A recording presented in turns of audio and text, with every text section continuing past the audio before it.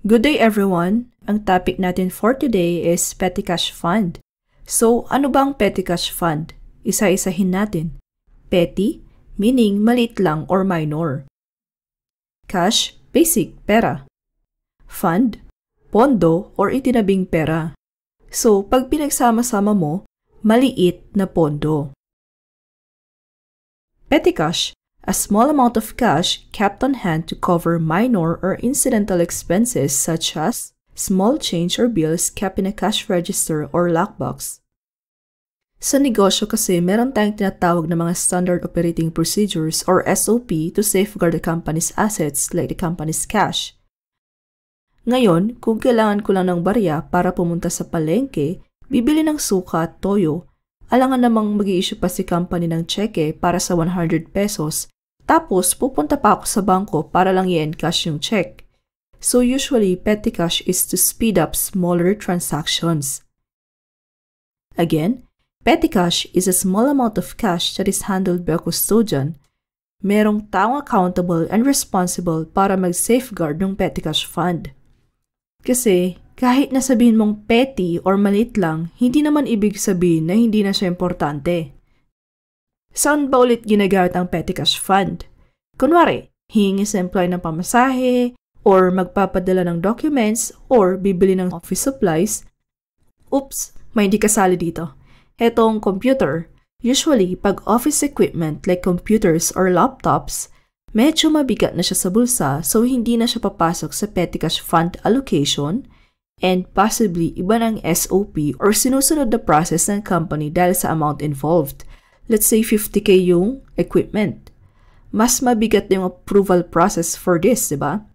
However, possible pa rin naman siya pero highly unlikely.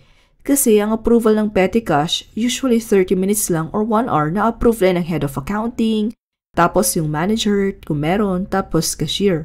Pag laptop, hindi naman makaka-decide agad yun, diba? Unless super duper need talaga urgently and wala na backup and kaya pa siya nung small fund.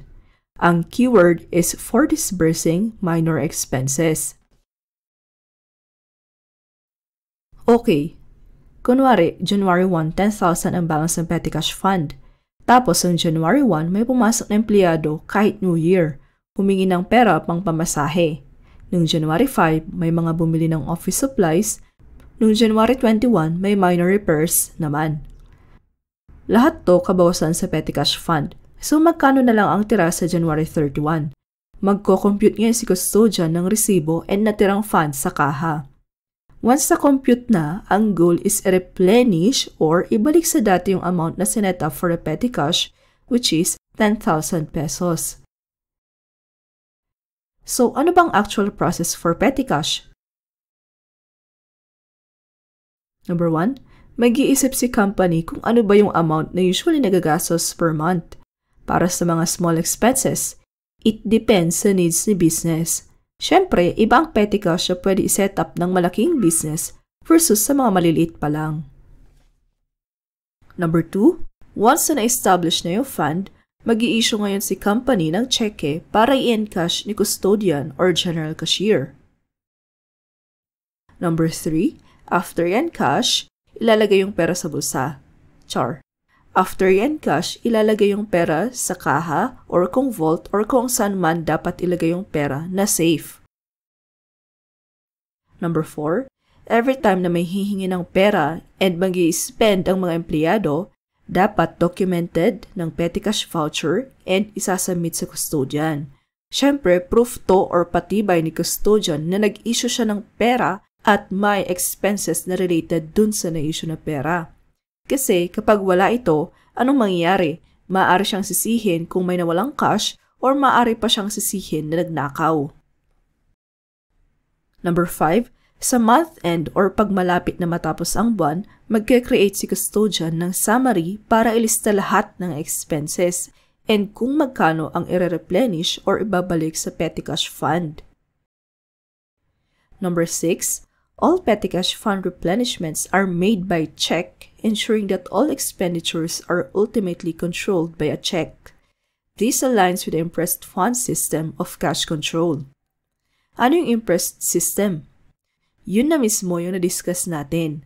And bakit ba kailangang check yung issuance and not just mere withdrawal sa bank? Kasi checks can be traced and tracked at may iwasan ng fraud or unauthorized transactions.